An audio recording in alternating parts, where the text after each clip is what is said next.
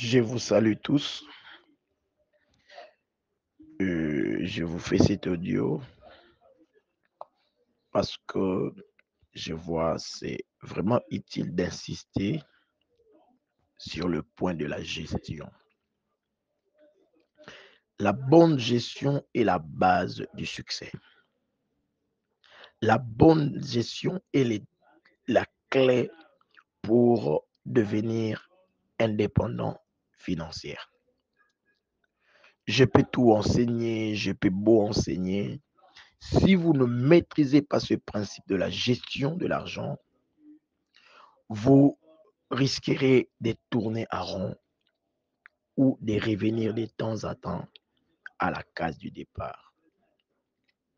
J'avais déjà donné cet enseignement sur la gestion de l'argent.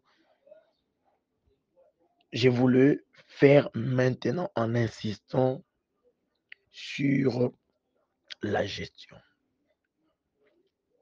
J'avais dit, devant l'argent, il y a deux types de personnes.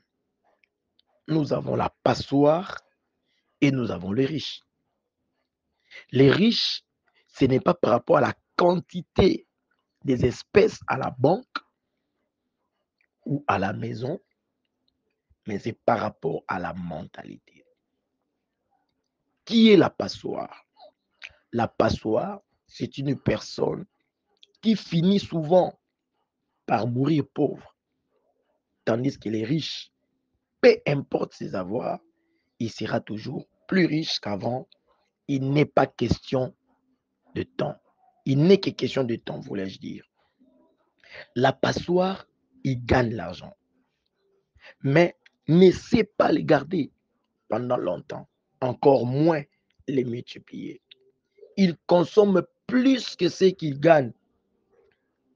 Il est souvent endetté. Tandis que le riche, par contre, lui, il gagne l'argent, il les conserve et il les multiplie. Il consomme toujours moins que ce qu'il gagne. Voilà maintenant comment est-ce que les riches répartissent son argent. Charges quotidiennes, les dépenses quotidiennes, consommation, loyer, habillement, tout, la consommation nage entre 40 à 60%. Par exemple, s'il gagne 100 dollars, il sait que dans sa charge quotidienne, il dépense 50%. Il investit 20%. C'est-à-dire, quand bien même qu'il gagne 100 dollars, mais il se bat pour investir afin que demain, il gagne encore plus. Il investit 20%, 20%, ou soit il épargne l'argent de l'investissement qu'il va investir plus tard. Et c'est là, c'est à 20%. Il se forme, il conserve 10% de ses revenus pour sa formation personnelle. Il achète des livres, il participe dans des conférences, il participe dans des formations. Pourquoi? La formation lui permet d'améliorer ses connaissances en finance afin d'aller de l'avant en la matière des affaires. Il conserve 10% de ses revenus qu'on appelle le fonds d'urgence. Loisirs, il dépense 5%. Et pour ses dons, il dépense 5%. Vous constaterez que les 100% de ce qu'il gagne est bien réparti. Maintenant, j'explique. Lorsqu'on parle des charges quotidiennes, les charges quotidiennes vous permettent de survivre. Moins vous gagnez, plus le pourcentage de vos charges quotidiennes sera augmenté. Mais ne doit pas dépasser 60%.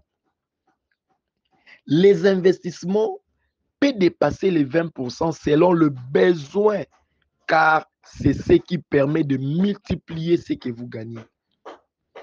La formation, plus on est formé, plus on acquiert la capacité de multiplier l'argent en beaucoup moins de temps que si on devait le faire sans formation. Ne pas négliger ces rubriques. Le fonds d'urgence est égal à la somme qui correspond à 6 mois ou une année de vos revenus mensuels. On utilise cet argent que quand il y a urgence. L'urgence, c'est-à-dire, si vous n'agissez pas maintenant, il peut avoir des conséquences néfastes. Donc, il doit toujours être disponible. On ne les prête pas, on ne l'investit pas non plus. Nous conseillons, si vous êtes un responsable de famille, un parent, il faut constituer votre fonds d'urgence avec une année de revenus au lieu de 6 mois, car les surprises peuvent être plus élargies. Je donne un exemple. Vous gagnez 100 $. Votre fonds d'urgence doit représenter, OK, doit représenter 600 $. Vous voyez? Ou soit 1200 $.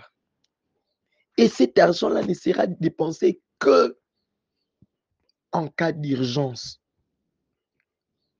Plus on donne, plus on reçoit. Il faut toujours aider ceux qui sont dans le besoin, selon vos moyens, ni plus ni moins.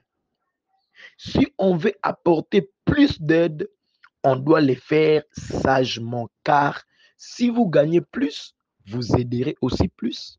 Mais si vous aidez sans tenir compte de vos projets, vous risquerez de ne plus pouvoir aider à cause de votre propre faillite.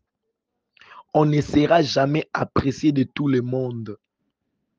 Il vaut mieux faire les choses parce que vous pouvez le faire que de le faire juste pour qu'on ne vous traite pas de méchants ou égoïstes. L'homme ne sera jamais satisfait, retiens-le. N'ayez pour juge que votre conscience.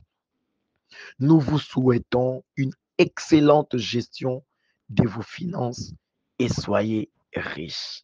Voilà les conseils que j'avais à vous procurer.